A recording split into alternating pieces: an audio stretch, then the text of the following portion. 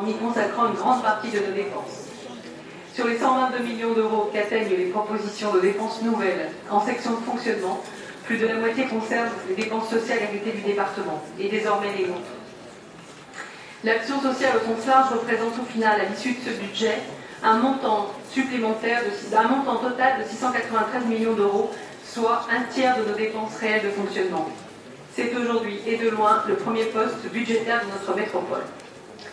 Les principales variations de dépenses concernent l'allocation personnalisée d'autonomie en faveur des personnes âgées, la prestation compensatoire du handicap, les frais de séjour pour 15 millions d'euros et surtout la politique d'emploi-insertion qui fait l'objet de la plus forte revalorisation avec 44 millions d'euros.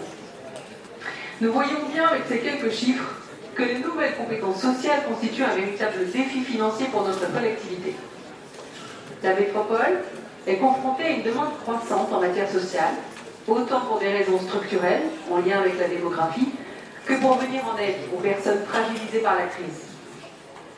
Ainsi, alors que l'allocation personnalisée d'autonomie a atteint son régime de croisière 13 ans après sa mise en place, le vieillissement de la population entraîne mécaniquement une hausse du nombre de bénéficiaires.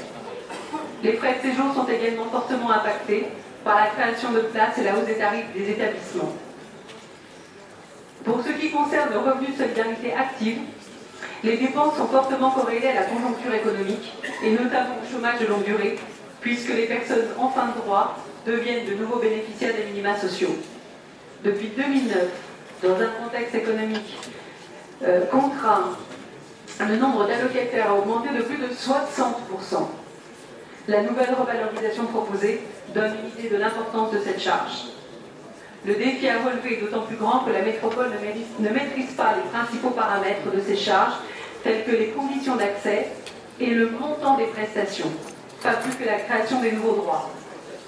L'État est décisionnaire en la matière, comme l'illustrent les deux revalorisations du RSA, 0,9% en janvier 2015, 2% en septembre 2014, et ces revalorisations s'inscrivent dans le cadre de l'engagement gouvernemental d'augmenter cette prestation de 10% en plus de l'inflation d'ici la fin du quinquennat.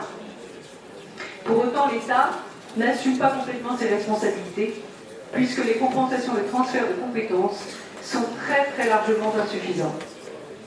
Le challenge à relever est ainsi clairement posé. Notre métropole doit assumer son rôle de chef de file de l'action sociale en intervenant sur un grand nombre de sujets qui concernent directement la vie quotidienne de nos concitoyens. Ces dépenses de solidarité sont nécessaires pour assurer la cohésion sociale de notre territoire dans une période de crise économique durable.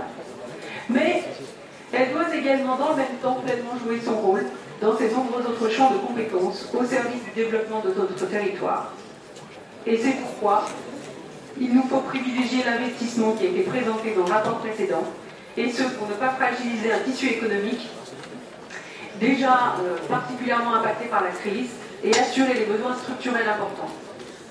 D'autant plus qu'une baisse de nos investissements aurait des conséquences négatives sur l'activité et donc sur l'emploi, avec un retour et un impact direct sur notre budget social.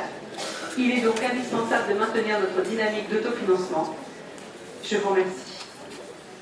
Merci bien, le groupe.